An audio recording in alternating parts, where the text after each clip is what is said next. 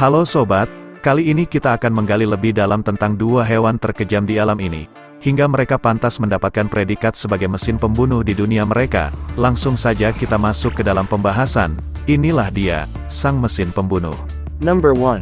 Wolverine, juga disebut sebagai pelahap, karkaju, beruang sigung, atau quick hatch, adalah spesies penghuni darat terbesar dari keluarga Mustelidae atau musang. Mereka adalah karnivora kekar dan berotot, lebih mirip beruang kecil daripada Mustelida lainnya.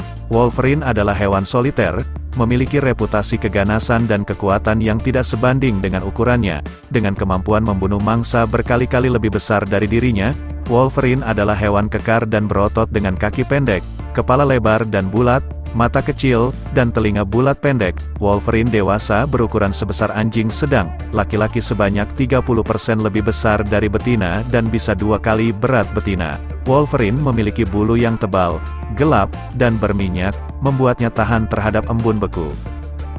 Topeng wajah berwarna perak muda berbeda pada beberapa individu, dan garis buff pucat membentang dari bahu di sepanjang sisi dan melintasi pantat tepat di atas ekor lebat. Beberapa individu menampilkan bercak rambut putih yang menonjol di tenggorokan atau dada mereka. Seperti banyak Mustelida lainnya, ia memiliki kelenjar aroma anal yang kuat yang digunakan untuk menandai wilayah dan sinyal seksual. Baunya yang menyengat memunculkan julukan skunk bear dan evil cat. Wolverine, seperti Mustelida lainnya, memiliki gigi geraham atas khusus di bagian belakang mulut yang diputar 90 derajat ke arah bagian dalam mulut. Karakteristik khusus ini memungkinkan Wolverine merobek daging dari mangsa atau bangkai yang telah membeku menjadi padat.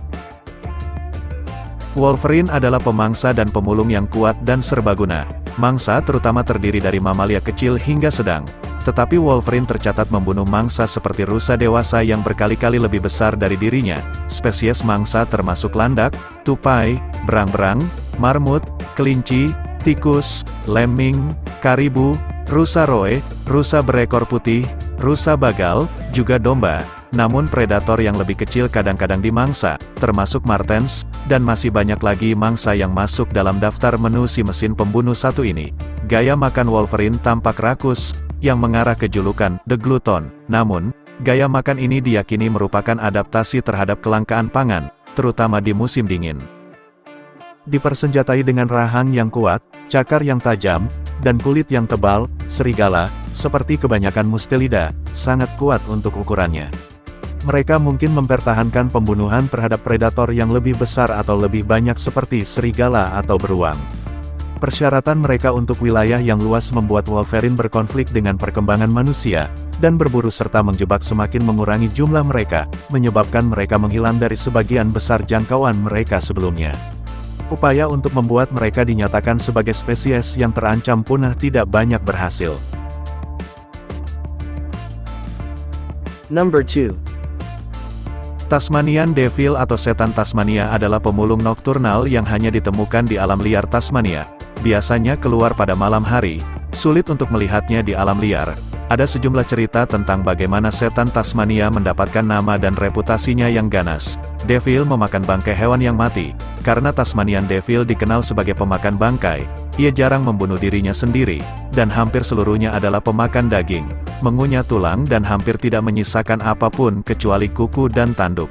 Ini benar-benar penyedot debu hewan mati alam. Tasmanian Devil adalah ikon di Pulau Tasmania. Mereka adalah marsupial karnivora terbesar di dunia yang masih hidup, dan jeritan giginya yang menganga dan melengking yang terkenal membedakannya dari satwa liar lainnya.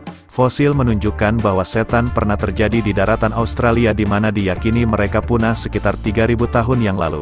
Terkurung di Pulau Tasmania dengan selat Bass yang memisahkan mereka dari pemangsa dan kegersangan yang meningkat. Setan Tasmania berkembang biak selama beberapa waktu. Setan Tasmania adalah karnivora marsupial terbesar yang masih hidup di dunia dan pernah ditemukan di daratan Australia, tetapi sekarang hanya ditemukan di Tasmania. Setan Tasmania biasanya memiliki berat antara 8-14 kg, jantan, atau 5-9 kg, betina, dan panjang tubuhnya bervariasi dari 57 cm pada betina hingga sekitar 65 cm untuk jantan. Setan Tasmania memiliki umur yang sangat pendek. Di alam liar, iblis yang sehat dan bebas penyakit dapat hidup hingga 5-6 tahun. Di penangkaran mereka dapat hidup hingga 8 tahun. Setan Tasmania adalah pemulung daripada pemburu dan lebih memilih bangkai sebagai hasil dari roadkill atau predasi oleh spesies lain. Mereka akan memakan apapun yang berasal dari hewan, termasuk serangga, amfibi, reptil, burung, dan mamalia. Indera penciuman mereka membuat mereka sangat ahli dalam menemukan bangkai dan daging yang membusuk. Rahang dan struktur giginya yang kuat memungkinkan mereka memakan tulang, bulu, dan kerangka luar. Setan Tasmania menjadi dewasa secara seksual pada usia 2 tahun. Masa kawin mereka adalah pada bulan Maret dan April. Sang ibu melahirkan 2 hingga 4 anak, yang menempel pada puting susu di kantongnya. Yang muda diikat dengan kantong selama sekitar 4 bulan dan kemudian tetap bersama induknya selama 5 hingga 6 bulan lagi sebelum menjadi mandiri. Sepanjang tahun 1800-an, ada upaya bersama dari para petani Tasmania untuk memberantas spesies yang diperkirakan dapat membunuh ternak. Syukurlah, iblis itu tidak mengalami nasib yang sama karena dia adalah kerabat harimau Tasmania. Iblis sekarang menjadi spesies yang dilindungi.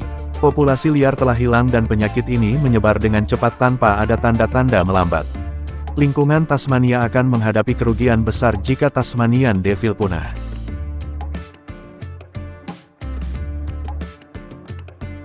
Itulah tadi 2 makhluk tersadis dan sekaligus terkejam di alam, yang menjadikannya pantas mendapat julukan sebagai mesin pembunuh, dan hewan-hewan ini pantas mendapatkan respek yang tinggi. Mereka pun harus tetap ada di alam ini agar keberlangsungan ekosistem kehidupan alam tetap seimbang, dan generasi kita tetap bisa melihatnya. Terima kasih.